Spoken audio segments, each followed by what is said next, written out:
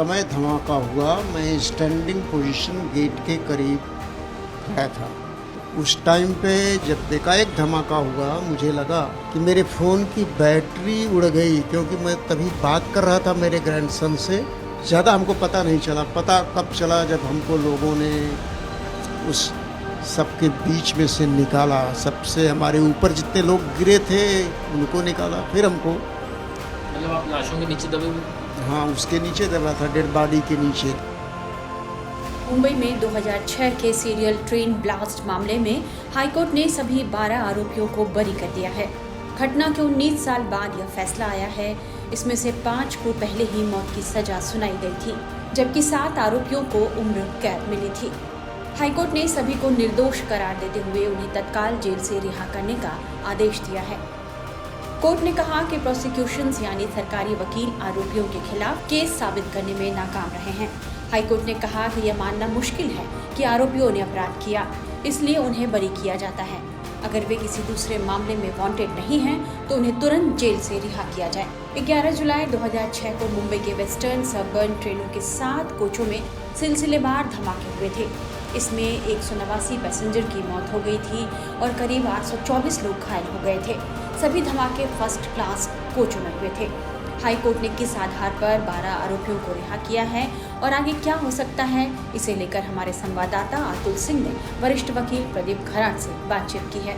हम आपको वो पूरी बातचीत सुनाते हैं। आज इस मामले में बॉम्बे हाई कोर्ट ने एक बहुत बड़ा फैसला दिया है और इस मामले में आरोपी जो 12 लोग थे, जिनमें से कुछ को मौत की सजा दी गई थी और कुछ को उम्र कैद की, उन्हें पूरी तरीके से बरी कर दिया है और जो सजा उन्हें दी गई थी उसे रद्द कर दिया गया है। इस बारे में हमारे साथ बात करने के लिए सीनियर एडवोकेट प्रदीप घराट जी हैं। सर, एक बहुत बड़ा एम्बैरेसमेंट महाराष्ट्र सरकार और इन्वेस्टिगेटिंग एजेंसीज की है। 2006 का जो फैसला था निचली अदालत का, वो पूरी तरीके से पलट दिया गया। आपको क्या लगता है सर, जांच एजेंसियों की तरफ से क्या कोई लूप होल थी, कहीं कोई कमी थी? इस वर्डिक्ट को आप कैसे देखते हैं? देखिए, 2 बातें हो गई है इसमें। एक, सर्वसामान्य आदमी करके अगर देखें तो ये शॉकिंग है, लेकिन दूसरी जो बात है कि आप जो इन्वेस्टिगेशन के बारे में पूछा, तो ये जो एक परिमाण है ये अभी नहीं लगेगा, क्योंकि ट्रायल हो चुकी है। ट्रायल में 5 जन को फांसी दी गई थी। ट्रायल में उर्वरित जो 6 जन हैं उनको लाइफ इम्प्रिजनमेंट दी गई थी। तो इसके लिए वो जो स्केल है वो अभी नहीं रहेगा कि ट्रायल कोर्ट ने सब एविडेंस तो देखा ही होगा। जब किसी को वो डेथ सेंटेंस देते हैं, किसी की ज़िंदगी समाप्त करने पे सोचते हैं, तो उन्होंने तो देखा ही होगा ना कि कितने उनके खिलाफ एविडेंस है। लेकिन अभी हाई कोर्ट ने अगर उनको छोड़ दिया है तो उसका मतलब वो जो एविडेंस है जो सेशंस कोर्ट ने एक्सेप्ट किया है वो इनके हिसाब से उतना एविडेंस सफिशिएंट नहीं है कि इनको सजा दे। ऐसा हो गया है। वो एविडेंस है, लेकिन हाई कोर्ट ने सोचा है कि जो एविडेंस है और जिस तरह से मटेरियल कलेक्ट किया गया है वो सफिशिएंट नहीं है। हाँ, जैसा कि अगर आप देखें कि ये जो ऐसे केसेस रहते, कौन सी भी क्रिमिनल केस रहती है, तो उसमें पहला जो रहता है कि उसमें आई विटनेस, देखने वाले कितने हैं सच में। अगर सच में देखने वाले हैं तो उनके पहचान के जो लोग होते हैं वो पहचाने गए तो अलग बात है। लेकिन ऐसे आदमी जब आगे आते हैं जो बोलते हैं पहले कभी उनको देखा नहीं है लेकिन उन्होंने करते हुए देखा है, तो फिर सवाल पैदा होता है। इसके लिए पहला जो स्टेटमेंट होता है तो विटनेस बताता है कि मैं अगर उनको देखूंगा तो मैं पहचानूंगा। तो इसके लिए जो सेकंड टेस्ट रहती है वो कॉरोबोरेशन की, यानी आइडेंटिफिकेशन परेड ली जाती है उस आदमी की, और परेड में वो उस आदमी को पहचान लेते हैं, उसका मेमो बनाया जाता है। और तीसरी स्टेज जो है वो कोर्ट के सामने उनकी पहचान कराना, जज साहब के सामने। तभी जज साहब दोनों चीजें देखेंगे कि उनकी पहचान परेड है क्या, हो गई है क्या, उन्होंने पहला एविडेंस, उनका जो स्टेटमेंट है वो कैसा है, बोल रहे हैं कि उन्होंने देखा है, पहचाने गया, ऐसा कुछ। तो फिर उस पर विश्वास रखने का या ना रखने का, ये पहली स्टेज रहती है। बाद में उनका जो कनेक्शन है वो लगाने के लिए उनके पास से कुछ जो मिला है, जिसको हम इंक्रिमिनेटिंग मटेरियल कहते हैं, यानी जो कुछ डॉक्यूमेंट्स मिले हैं, कुछ कागज मिले हैं, और उनका कुछ ताल्लुकात केस के साथ है क्या, कुछ आर्टिकल्स मिले हैं, कुछ वेपन्स मिले हैं, उनका कुछ ताल्लुकात केस के साथ है क्या। और इसी तरह से जज जो है वो एविडेंस बैलेंस करते हैं, कितना विश्वास रखना चाहिए। और ट्रायल कोर्ट में और तीसरी एक बात रहती है कि जो कोई विटनेस है वो जज साहब के सामने खड़ा रहता है, और जज साहब जब उनके सामने वो खड़ा रहेगा तो उसका निरीक्षण भी करते हैं कि ये आदमी कैसा लगता है, ये आदमी कुछ सच बोलने वाला लगता है, ट्रस्टवर्दी है क्या, इस पे कितना विश्वास रखा जाए, ये कुछ झूठा बता रहे हैं क्या। तो उनको एक ये एडिशनल अपॉर्चुनिटी है कि देखे ये आदमी सही है या गलत है, जो एपेलेट कोर्ट को नहीं है।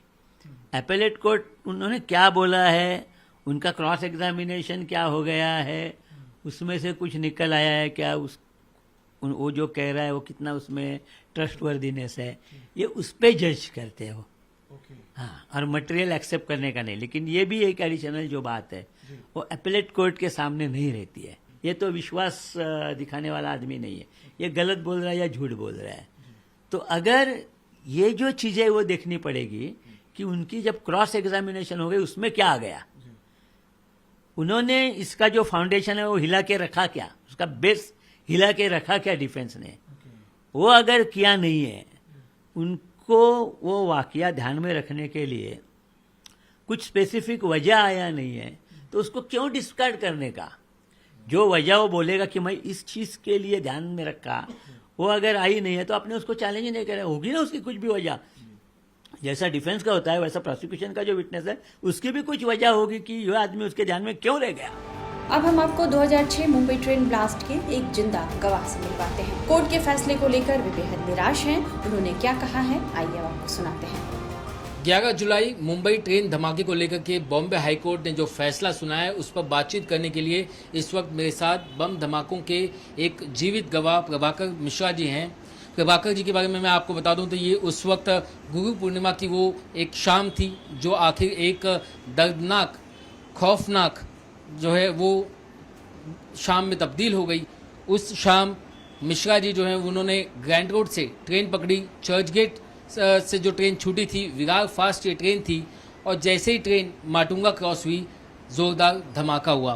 मिश्रा जी, धमाका जब हुआ आप उसी फर्स्ट क्लास में थे जिस फर्स्ट क्लास के डिब्बे में ये धमाका हुआ, आप कहाँ खड़े थे और फिर आपने जो कुछ मंजर देखा क्या आप उसे आंखों बयान कर सकते? जरूर। जिस समय धमाका हुआ मैं स्टैंडिंग पोजीशन गेट के करीब खड़ा था, इसलिए कि दहिसर में हमको उतरना है, अदरवाइज दहिसर में उतरने वाले को तकलीफ देती थी, चढ़ने वाले भी होते हैं। तो मैं जब ट्रेन में चढ़ा ग्राउंड रोड में तो दूसरे तीसरे नंबर पे था, लेकिन कुछ लोग जब बॉम्बे सेंट्रल दादर में आए हमको धक्का दे के बीच में कर दिए। तो उस टाइम पे जब एकाएक धमाका हुआ मुझे लगा कि मेरे फ़ोन की बैटरी उड़ गई, क्योंकि मैं तभी बात कर रहा था मेरे ग्रैंडसन से, चल के गुरु पूर्णिमा का अवसर है, जाकर के घर पे गुरु जी का अपना आशीर्वाद लूँगा। और इसके बाद ज़्यादा हमको पता नहीं चला, पता कब चला जब हमको लोगों ने उस सबके बीच में से निकाला, सबसे हमारे ऊपर जितने लोग गिरे थे उनको निकाला, फिर हमको, मतलब आप लाशों के नीचे दबे हुए?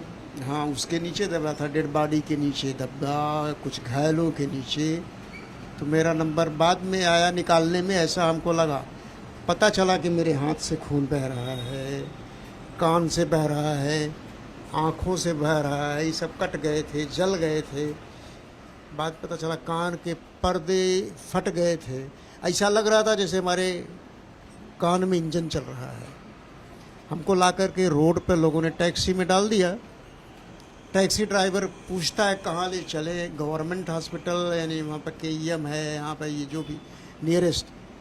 पता नहीं सेंस मेरा काम किया कि गवर्नमेंट हॉस्पिटल में शायद हमारा इलाज न हो पाए, क्योंकि उनका करेंगे जो हमसे ज़्यादा घायल है।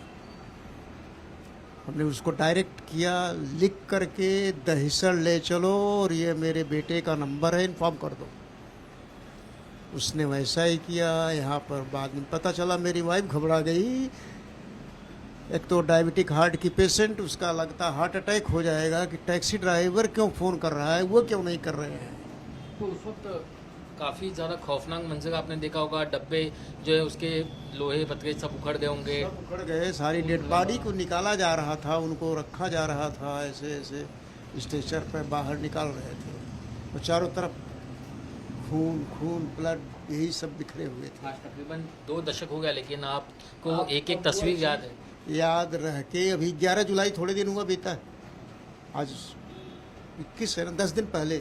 वो जब 11 जुलाई आती है फिर से हमको वही का वही सीन याद आता रहता है, याद आ जाता है, तो उससे तकलीफ और बढ़ जाती है। कई नींदें आपकी उड़ गई होंगी कि आप भूले नहीं उस मंजर? बिल्कुल नहीं भूला हूँ, और थोड़ा अभी ये फैसला जान करके कि ऐसा आया, कुछ और तकलीफ बढ़ गई।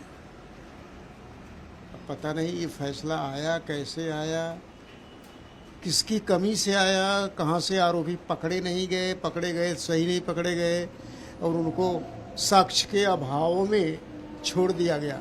वो साक्ष्य कौन था, साक्षी देने वाला कौन था? जो बचे हुए थे वो थे, या जो चले गए ऊपर चले गए?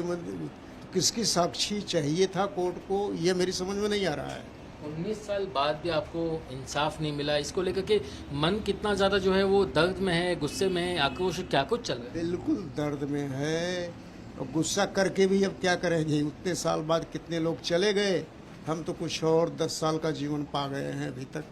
कौन जिम्मेदार लगता है आपको इस फेलियर के पीछे? तंत्र ही जिम्मेदार लगता है, चाहे जो भी तंत्र कहें, चाहे सरकारी तंत्र कहें, चाहे जो भी है, या चाहे बहुत बड़े बड़े जो नामी वकील हैं जो उनकी पैरवी करते हैं, एडवोकेट हैं, कि वो ऐसे ऐसे अपराधियों को छुड़ा लेने की क्षमता रखते हैं। अदालत ने साफ हो कहा, जाती है। अदालत ने कहा कि सबूतों का अभाव है, सबूत पर्याप्त नहीं है, कहीं जांच एजेंसी की भी लापरवाही आपको दिख रहा है? बिल्कुल जांच एजेंसी की ही तो परवाह है, वो उसको पकड़ नहीं पाए जांच एजेंसी, सबूत नहीं जुटा पाई, साक्ष्य नहीं जुटा पाई। क्यों नहीं जुटा पाई? उनको भी किसी तरह का ब्राइब या कुछ घूस जैब भी हो, कैसे भी मना दिया गया होगा।